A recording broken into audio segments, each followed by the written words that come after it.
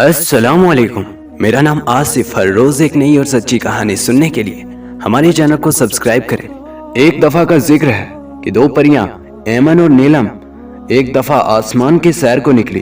वो उड़ती जा रही थी। अचानक ऐमन की नजर एक चमकते हुए पत्थर पर पड़ी और उसने कहा, नीलम नीलम, वो देख, वो पत्थर कितना चमक रहा है, मुझे वहां जाना है। नीलम ने उस जगह को गौर से देखा और कहा, नहीं, हम वहां नहीं जा सकती। क्यों नहीं जा सकती? ऐमन ने पूछा।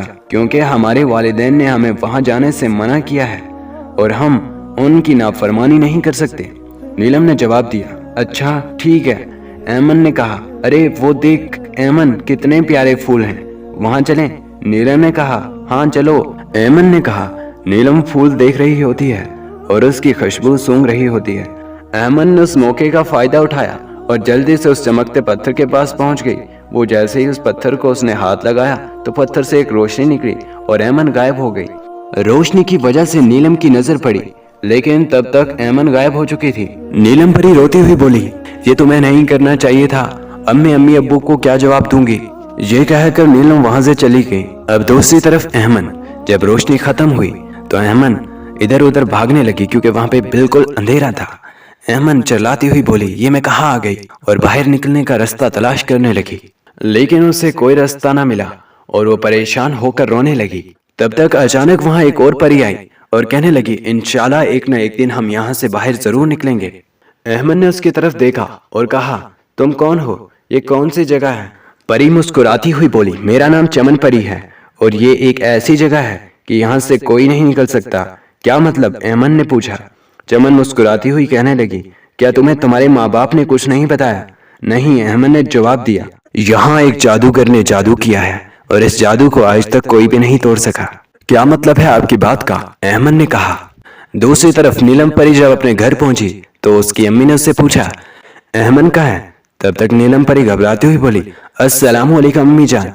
अम्मी जान, अहमद अपने दोस्त के साथ आज रात को रहेगी क्योंकि उसकी दोस्त की आज सालगिरह है।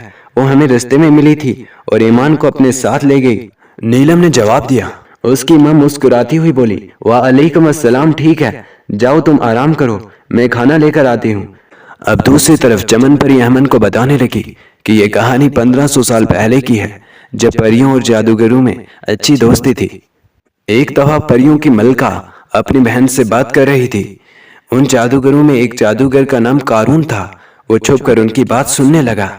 मलका और उसकी बहन उस चमकते पत्थर के बारे में बात कर रहे थे कि ये पत्थर बहुत ही खास पत्थर है, ये हमें विरासत में मिला है, इससे हम कुछ भी कर सकते हैं, यानी हम इस पूरी दुनिया पे राज कर सकते हैं। फिर मलका की बहन ने पूछा, इसके बारे में तुम्हें कैसे पता चला? इसके बारे में किताब लिखी गई है, लेकिन इसके बारे में किसी तीसरे आदमी को पता नहीं चलना चाहिए, मलका ने कहा। मलका की बहन ने मुस्कुराते हुए कहा कि यह राज है और राज ही रहेगा। लेकिन जादूगर कारून ने उनकी बातें सुन ली थी। उसने जाके अपने भाई जादूगरों को वो बातें सब बता दी, लेकिन सब बात बताने के बाद उसने उसे किताब वाली बात नहीं बताई।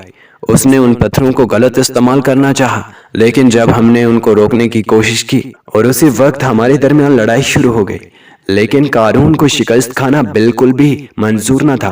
वो लड़ाई में हमसे हार गए। लेकिन एक दफा का जिक्र है, जब मलका अपने घर में सो रही थी, कारून छुप के आया और वो पत्थर चुरा लिया और उस पत्थर पर जादू कर दिया, और तब से आज तक यहाँ से कोई भी बाहर नहीं निकल सका। दूसरी तरफ नीलम परी की माँ बोली, नीलम, अब तो ऐमन को आ जाना चाहिए था, आखिर दोपहर हो चुकी है, बल्कि शाम होने को आई है। क्या इसने तुम्हें बताया है कि वो कब वापस आएगी? क्या तुम्हें कुछ पता है? नीलम की माँ ने नीलम से पूछा। नीलम परी बोली, वो नीलम। बात काटते हुए उसकी माँ ने कहा, वो क्या? मेरी तरफ देखो, तुम्हारी लहजे से मुझे पता चल रहा है कि तुम मुझसे कुछ छुपा रही हो। वो अम्मी, दरअसल अहमद और मैं, नीलम ने अपनी माँ को सारी बातें बता दी। नीलम परी की माँ रोती हुई बोली, उफ मेरे अल्लाह, आज तक वहां से कोई वापस नहीं आया। नीलम की माँ ने कहा। अब नीलम ने अपनी माँ से कहा कि अब्बू को भी बोले और मैं यहाँ से जाती हूँ। अब दूसरी तरफ नीलम के दिल में एक बात आई। नीलम कहने लगी, चमन परी, अगर हम इस जादू को तोड़ नहीं सकते, लेकिन नीलम परी इस जादू को तोड़ सकती है। मैं अपनी जादुई छड़ी ढूंढकर नीलम परी को राब्ता करने की कोशिश करती हूँ। चमन परी बोली, हाँ करो। लेकिन अमन परेशान हो गई। चमन परी ने पूछा कि तुम परेशान क्यों हो? एमन ने कहा कि मैं राब्ता करने की कोशिश कर रही थी लेकिन नहीं हो रहा। चमन परी ने बोला, हिम्मत मत हारो, मैं भी तुम्हारे साथ कोशिश करती हूँ। इतने में नीलम परी आ जाती है। इसे जादुई तरह से सिग्नल मिल जाता है और ये उस जादुई किताब को ढूंढने की कोशिश करती है। जादूगर उसी तहखाने में सो रहा था।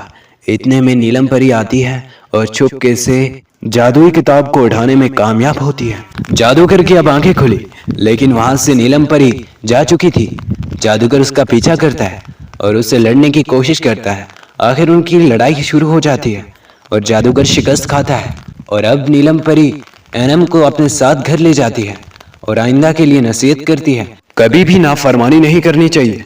एनम भी उसकी बात में असबाब में सर हिलाती है और कहती है, आइंदा मैं ऐसा कुछ भी नहीं करूंगी जिससे मेरे अम्मी अब्बू ने मुझे मना किया होगा। इस कहानी का मतलब सिर्फ यही था कि नाफरमानी कभी नहीं करनी चाहिए। इसी तरह हर रोज एक नई और दिलचस्प कहानी सुनने के लिए हमारे चैनल को सब्सक्राइब करें। तब तक के लिए अल्लाह हाफिज।